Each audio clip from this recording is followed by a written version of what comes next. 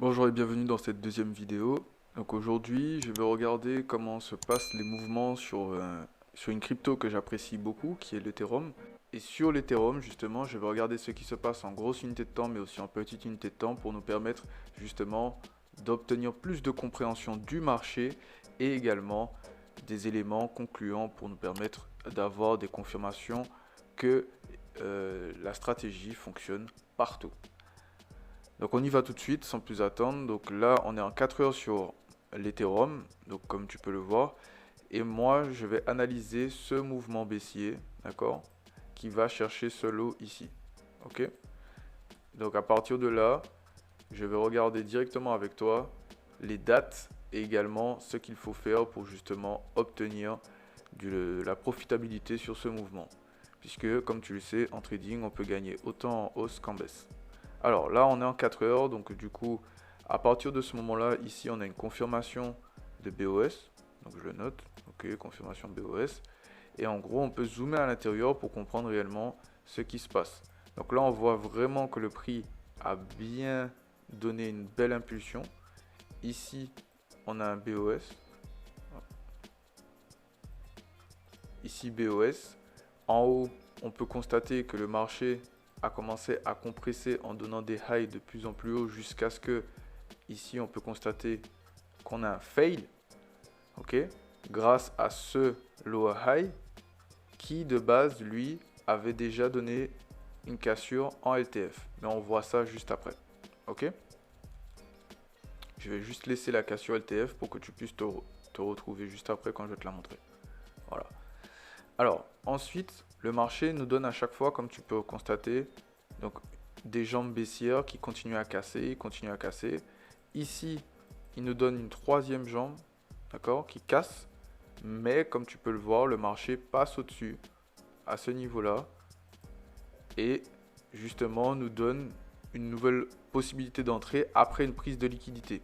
Ok, puisque c'est ce high et ce high ont été liquidés, d'accord, par ce mouvement qui par la suite a mené à une nouvelle cassure. Donc à partir de ce moment-là, du coup tu prends constat de ça et nous en fait on va revenir simplement en replay ici pour que du coup on puisse déjà analyser ce morceau. Alors, donc on n'oublie pas, ici on avait jusqu'au 12 mai et là on est le 3 avril. Donc ça donne un début de mois jusqu'à à peu près le milieu du mois suivant.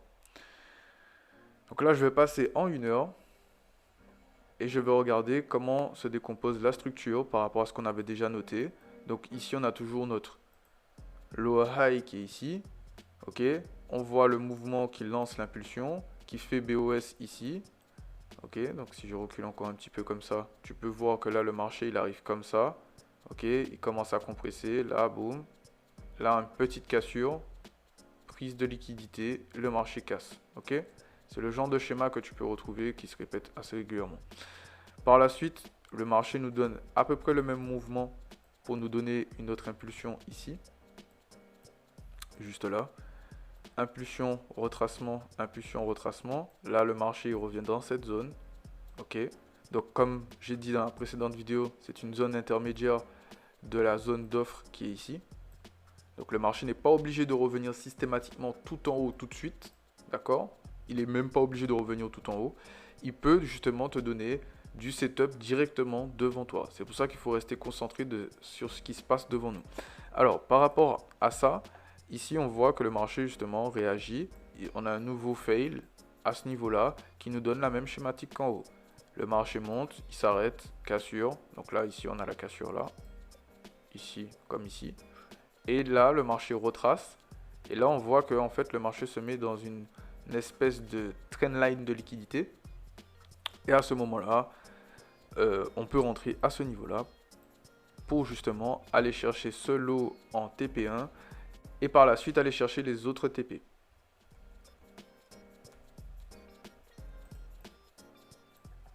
Donc par la suite dans le mouvement, on se rend compte que le marché continue à faire la même chose. Donc il nous donne des complexes pullback avec des impulsions, impulsion, retracement, impulsion, retracement. Là, on voit que le marché, il ne casse pas tout en bas, mais il casse justement à l'intérieur. Et par la suite, le marché reste à ce niveau pour ensuite de nouveau casser. Par contre, une fois qu'il a cassé, on voit que là, le marché il est testé et qu'ici il nous donne, alors je vais enlever mon charabia. Donc là, le marché il casse, ici il teste et là on voit cassure. À l'intérieur, toujours, ça ne veut pas dire qu'on est haussier, mais ça veut simplement dire que là, le marché va potentiellement nous donner du bon retracement. Donc là, impulsion, ok, on voit que le marché se met en latéral. Ici, dernier high qui prend la liquidité de celui-ci, ok. Donc, ce high est pris par ce high, ok, celui-ci, ok.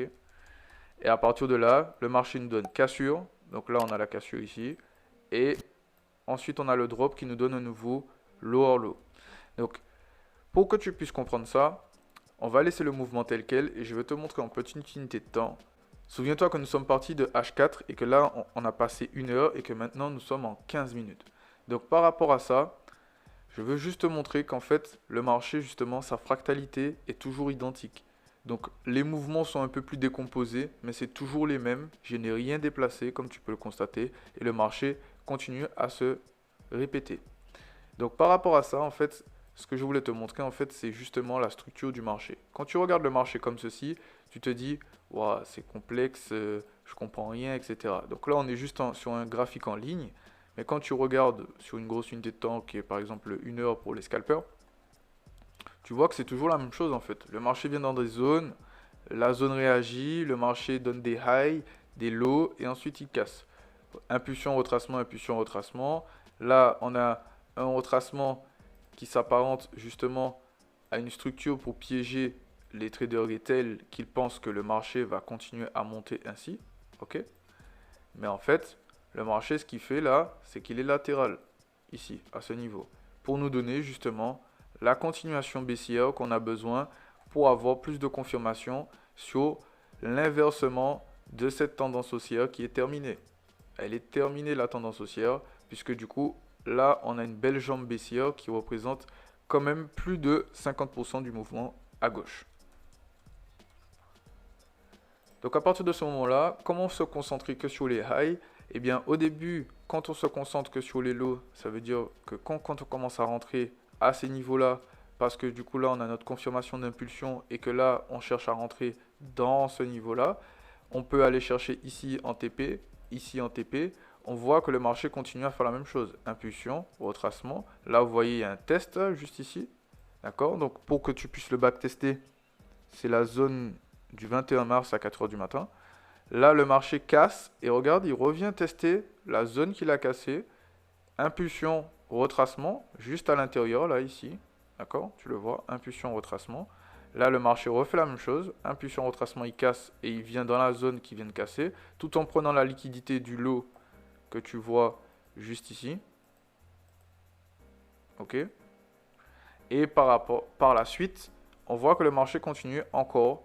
Cassure, je casse, je retrace, impulsion, retracement, et on continue. Là, grand retracement, attention ici, parce qu'on peut être incité à vendre quand le marché, justement, nous donne ses lower high. Mais là, le marché ici, il n'a pas cassé le dernier lot qui se trouve ici. D'accord? Par contre, quand on voit ce mouvement, celui-ci là, qui est devant moi et devant toi, le marché a bien cassé le dernier high low. D'accord? Rappelle-toi, ici, n'avait pas cassé le dernier high low. Là, on a fait impulsion, petite cassure, retracement, cassure.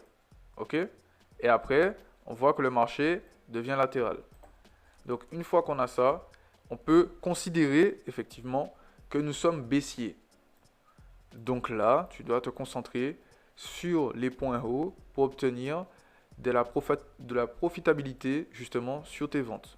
Donc je laisse le marché se développer pour qu'on ait toute la zone et après on va revenir en chandelier pour que justement tu puisses avoir la totalité des éléments que je veux te montrer dans cette vidéo.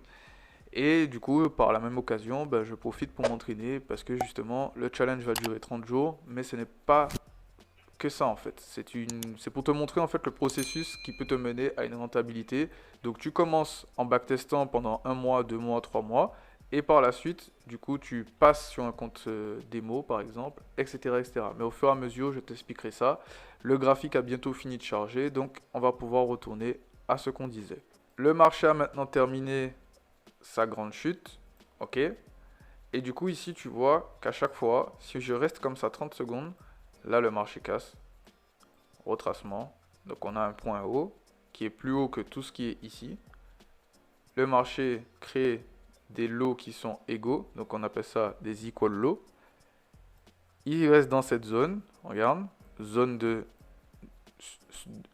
supply, donc d'offres supplémentaires.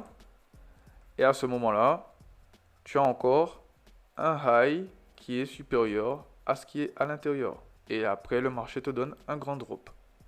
Ok? Rends-toi bien compte que ici, cette période dure du 3 avril au 12 mai. Donc tu peux utiliser la plage de temps pour obtenir justement lors de tes backtests non pas des idées de durée, mais te rendre compte effectivement que en tenant un trade par exemple 38 jours, tu aurais pu faire énormément de profit et aller chercher justement ne serait-ce que ce lot ici. Ok? Donc là, concrètement, à quelques jours près, donc là on est à peu près, voilà, là quand le marché casse réellement et touche ton TP, voilà, on est à 37 jours et 19 heures, bon, 38 jours, tu te rends compte, ouais, voilà, tu aurais pu faire pas mal de profits, pas forcément en rentrant tout en haut, mais en rentrant justement sur chaque high que tu retrouves ici. Au fur et à mesure des jours de backtest, on va rentrer de plus en plus en détail sur ça, mais c'est pour te rendre compte que hier, donc on a parlé de mouvements haussiers, donc on se concentre sur les lots justement à chaque fois pour acheter le marché à la hausse jusqu'à ce que le marché nous montre, comme ici, qu'il veut s'inverser et justement chuter. Ok? Donc tu peux me dire en commentaire quel actif que tu voudrais qu'on backteste ensemble lors de la prochaine analyse, qui peut être dans la vidéo suivante ou celle d'après, peu importe. En tout cas, tout sera en commentaire et tout sera précisé. Mais du coup, maintenant, on va encore continuer à chercher des mouvements baissiers. Mais cette fois-ci, je vais passer en 15 minutes pour te montrer que c'est toujours de la structure et que justement, on repasse en chandelier. Nous y sommes. Donc, nous sommes au 1er janvier donc 2022. C'est la zone que je voulais te montrer pour que tu puisses te rendre compte qu'en fait, la chute du marché, donc surtout de l'Ethereum, n'était pas si anodine que ça. Puisque quand tu regardes justement à partir de ce moment-là, le marché il n'est jamais revenu à ce niveau en fait. Et là du coup donc on a notre première impulsion baissière, on a un retracement. À partir de là, on a une nouvelle zone de supply qui se met en place comme on a vu en début de vidéo. Et ici donc cassure, retracement à nouveau, cassure, retracement. Et là le marché il casse.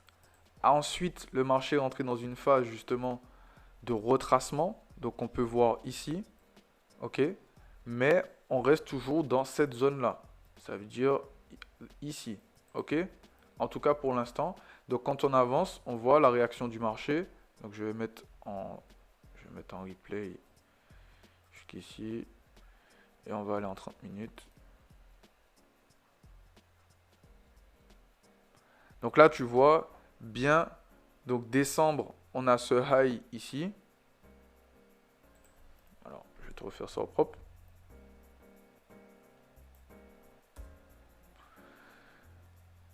Donc en décembre, on a ce high ici. Et là, en janvier, donc quasiment fin janvier, on a ce low qui est ici. Donc à partir de là, quand tu te concentres que sur les highs, tu te rends compte que là, à chaque fois, on a de belles entrées qui pour nous donner justement du setup et aussi des trades à forte rentabilité. Donc là, quand on regarde que le marché revient dans cette zone, ce n'est pas anodin. Il passe au-dessus de ce low high qui de base nous a donné ce drop.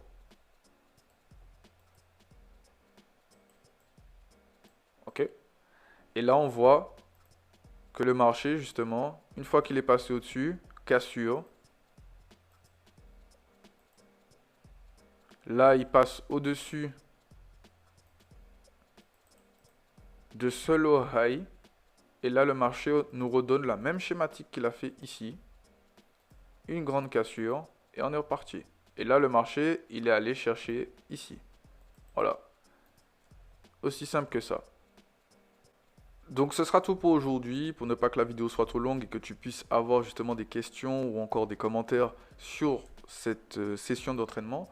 Je te dis à tout de suite sur l'autre vidéo pour que du coup on puisse se retrouver ensemble pour un nouveau jour de backtest. Je te remercie d'avoir suivi cette vidéo jusqu'ici. N'hésite pas à liker et t'abonner à la chaîne et je te dis à très bientôt sur Plus Value Chart.